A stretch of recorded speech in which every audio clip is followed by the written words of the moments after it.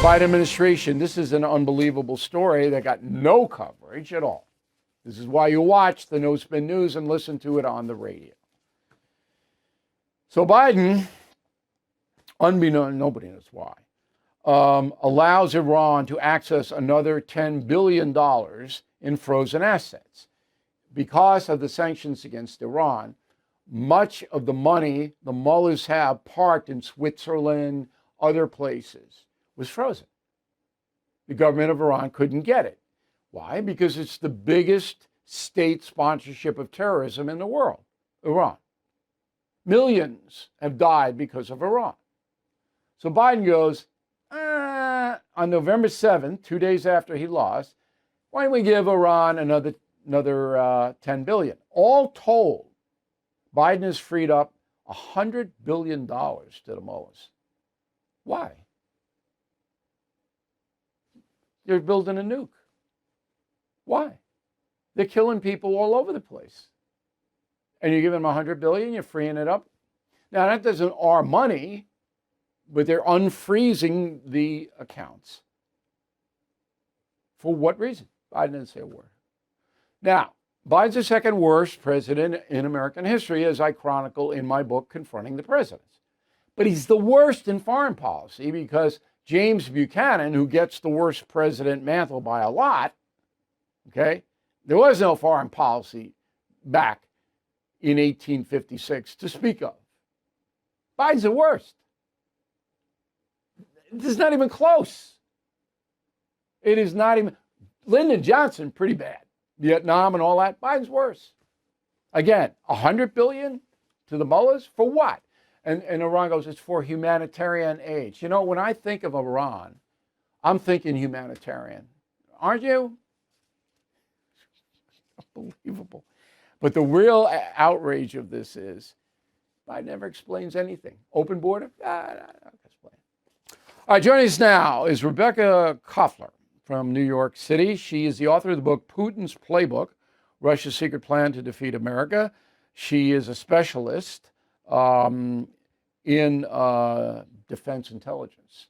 All right, so am I unfair to Biden here? Am I overstating this Iran thing?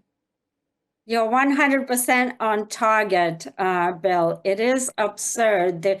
The type of policy that Team Biden is pursuing is not only absurd and incompetent, it severely undermines U.S. national security. How so? You correctly pointed out that Iran is running a nuclear program. Well, where does all this money go to, whether it's the $6 billion that Biden unfroze last year for them, or this recent unfreezing, so to speak? It is financing Iran's war machine. And Iran's war machine is basically an asymmetric warfare type of machine. What do I mean by that? Iran is running a broad network of proxy terrorist groups that includes Hamas, Hezbollah, the Houthis, and Iranians are training and equipping and funding these groups that eventually, and even currently, they pose a threat both to the United States and to the world. Right, Hezbollah, Hamas, and all that. Exactly. We comb to find some explanation from Secretary of State Blinken or National Security Advisor Sullivan or Kamala Harris or Joe Biden. Nothing. No explanation whatsoever. Have you, in your research, did they ever explain why they're $100 billion they're handing it to the mullahs? Did they ever explain it? My intelligence analysis suggests that the Biden administration is compromised by Iranian operatives. Remember, there's such an initiative, the so-called Iranian Expert Initiative, that basically was working with high-level positions across the Biden administration. Robert Amali, who was Biden's special envoy for Iran, right? His security clearance was suspended along with security clearances of some other operatives. There's an individual still in the Department of Defense, and those I would even call them assets. They're foreign intelligence assets because they are corresponding directly with Iranian foreign ministry officials. So that is my primary hypothesis. My secondary hypothesis is the 10% for the big guy. I just never Yeah, trust but the we don't Biden want to make you got administration. unless you have some backup for that. I don't want to do that. I mean, we're fact based, but there's something shady going on. I will There's grant something you that. shady going on. Right. Okay, let's go to Ukraine. So Biden basically, it took him a while, but under pressure, he sent an enormous amount of U.S. money over there in military aid and humanitarian aid, and got nowhere with Putin at all. Is that an accurate statement? Putin, nothing. You didn't get any kind of dialogue with him, no concessions, and it looks like Trump is going to get some kind of deal. But again, that's not a fact. I've talked to the president myself about it, so I can say with confidence that he believes he'll get a deal. Whether he does or not, I don't know. But Biden got nowhere. Am I right? Correct. Not only Biden hasn't gotten anywhere, it is on Biden's watch that 500,000 of Ukrainians are dead or gravely wounded. 50% of Ukrainians' infrastructure, critical infrastructure, is destroyed right now, which means that this winter they're going to be freezing in darkness. And that is because this war was never winnable for Ukraine. How so? From the combat potential standpoint, combat potential is calculated by a combination of weapon systems, armed forces, the defense industrial base's capacity to scale up, and defense economics. Russia just overmatches Ukraine hands down. It always has. I know, but we had to stop Putin, and we inflicted tremendous pain on Putin. Not only us, but NATO and all. You just can't let him just run roughshod over these countries. But I have one more question for you. If a stronger leader, I don't think Putin, and Trump says this all the time, and I think he's right. Putin would have not done that if Trump were the president, because Trump would have really hurt Putin, much more so than Biden did. All right, so Sullivan is over in the Middle East, desperately trying to get the hostages released from Hamas's control before Biden leaves office. That is priority number one. So Biden's going out a loser, but he wants to have one victory before he goes. Do you believe that that will happen, the release of the hostages?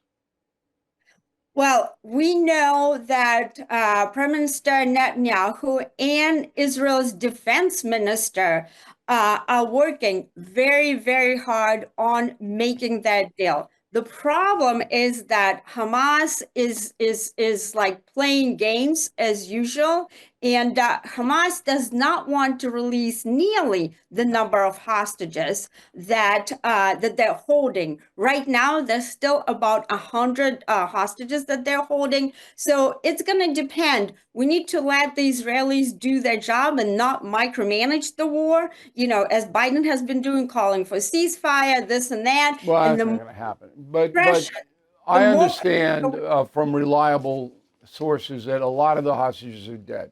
It's not, number isn't close to 100 now. A lot of them have died. But again, it's Iran that could make it happen.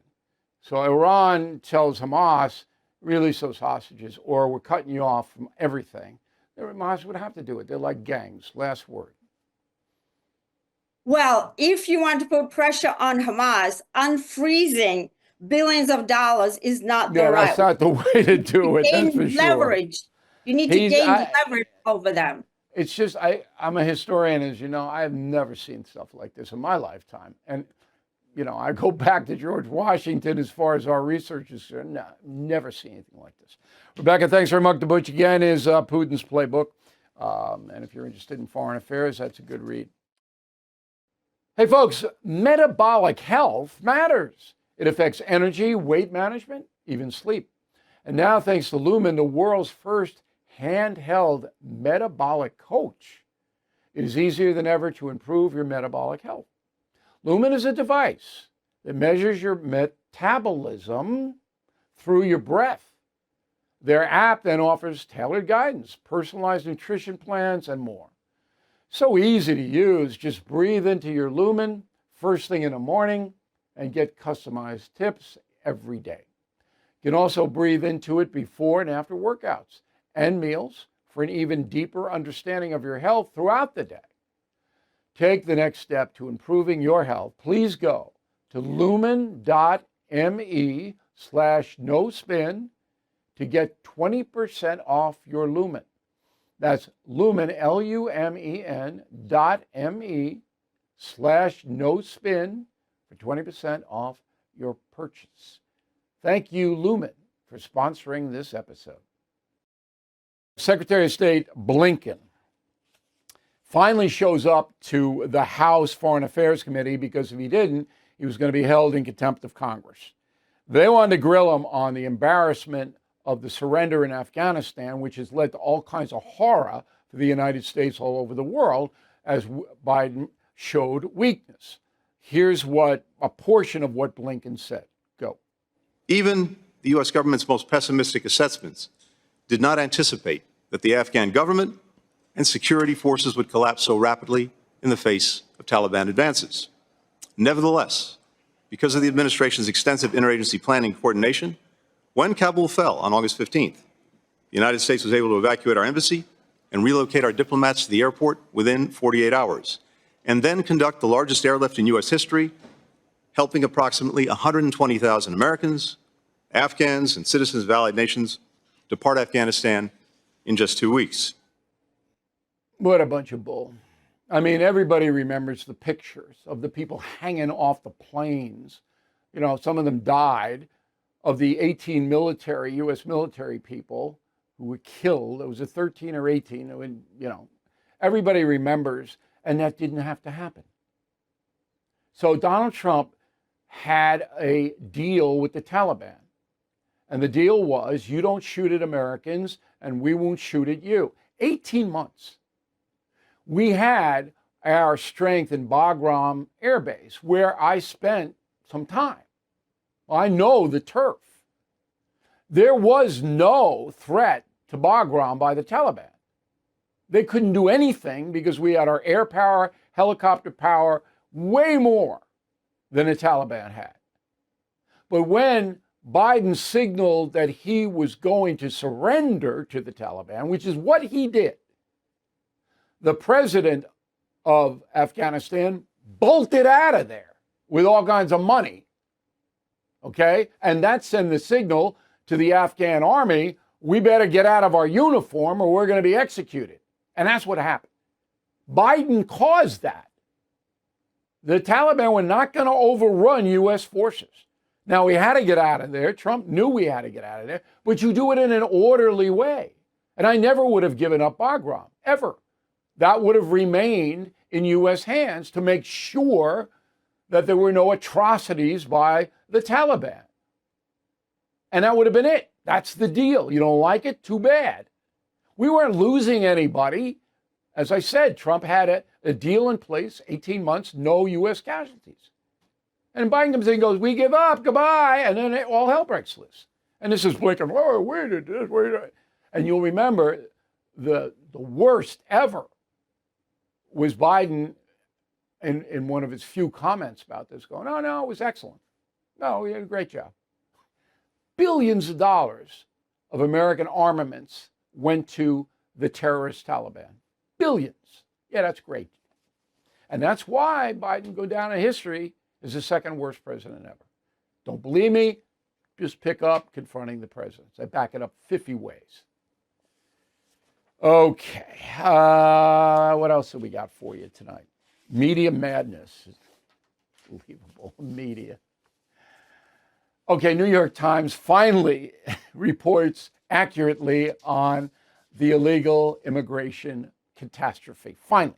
Now, they had this story. They could have reported it last year. What did they report yesterday? All right, quote, Annual net migration, the number of people coming to the country minus the number leaving, averaged 2.4 million people from 21 to 23, according to the Congressional Budget Office. Total net migration during the Biden administration now likely to exceed 8 million people. That's a faster pace of arrivals than during any other period on record, including the peak years of Ellis Island traffic, when millions of Europeans came to the United States. Even after taking into account today's larger U.S. population, the recent surge is the most rapid since at least 1850. New York Times, December 11. Why?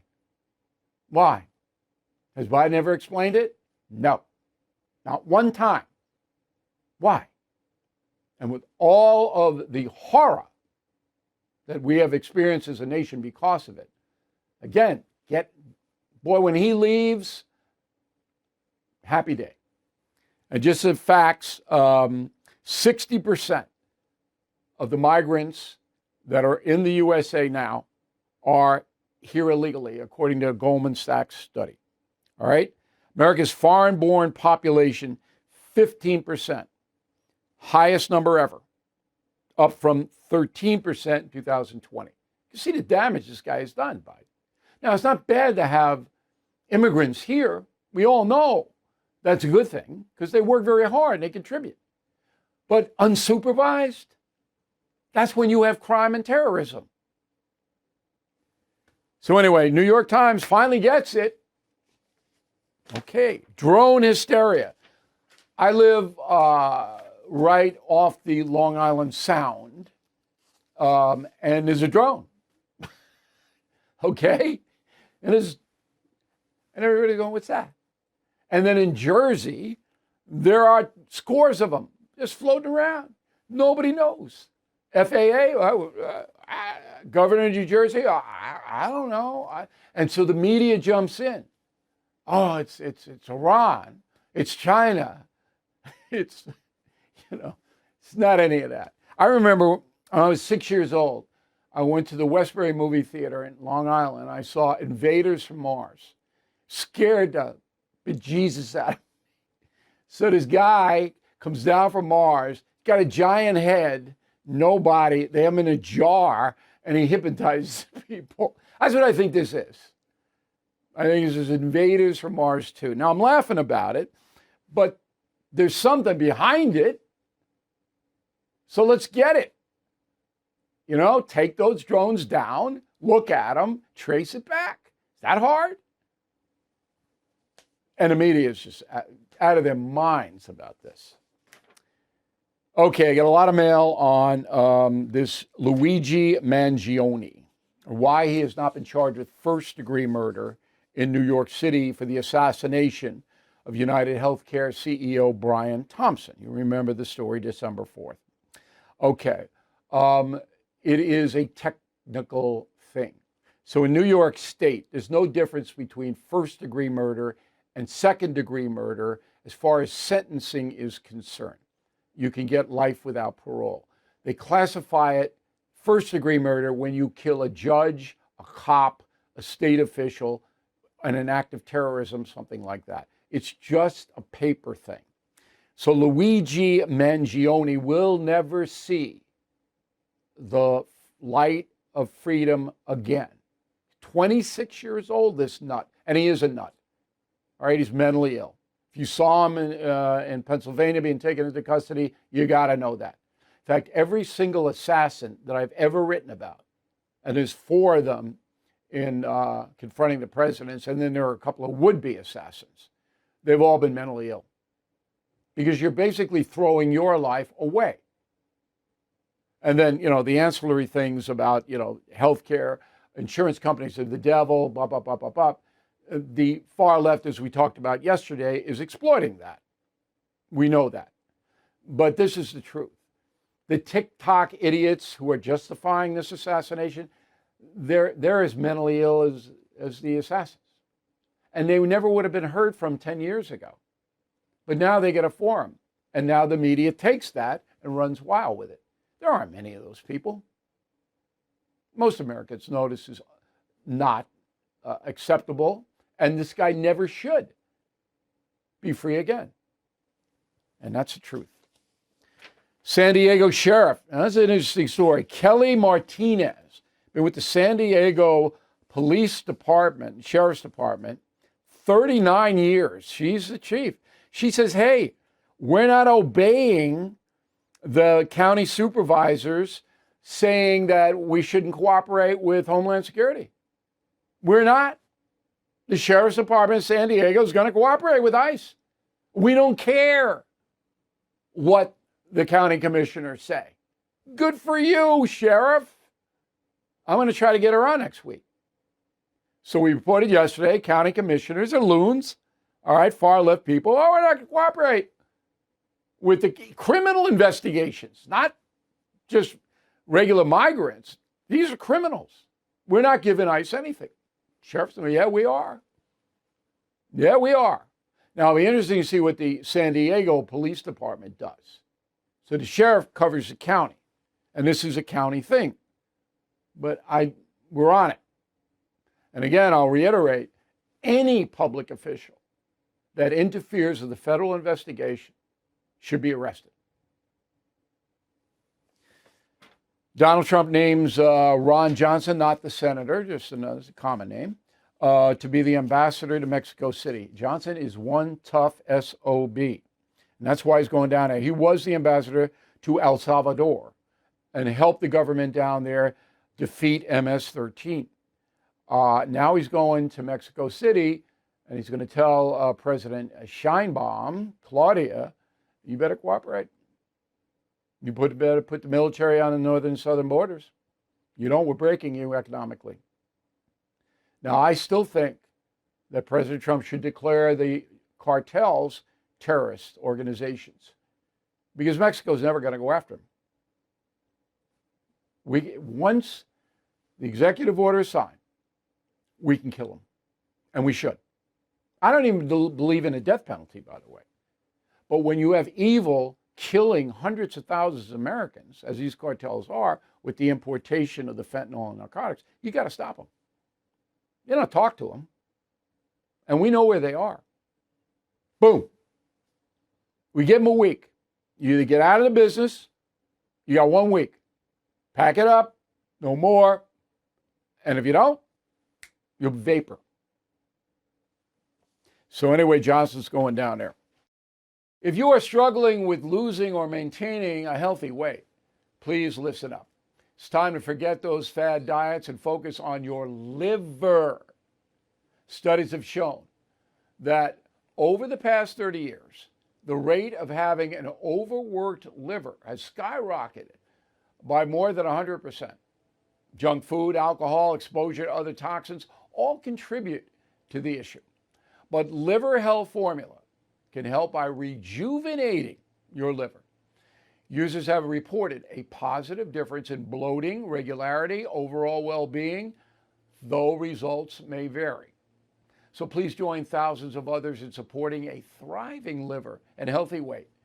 Try Liver Health Formula risk-free, and as a bonus, receive a free bottle of omega-3 with your order. Please go to getliverhelp.com/bill. Claim your free bonus gift. That's getliverhelp.com/bill. Now, I got a letter from a concierge member, a very sad letter. His son died from huffing. I don't even know what huffing was, okay? So huffing is an air duster. So they're household chemicals that are used for cleaning. And these drug addicts put them in a jar or a handkerchief or whatever, and they inhale them, and they get high. And this guy died, this guy's son. And he wants me to tell everybody that this is very dangerous. You don't have to go buy this stuff from a drug dealer or anything like that. It's around on the internet, of course. Shows you how to do it. Shows you how to kill yourself. But if you're a parent, you have young children, young teens, like that, you ought to know. Air duster, okay? Fumes and vapors that you inhale, and they get people high. Boy.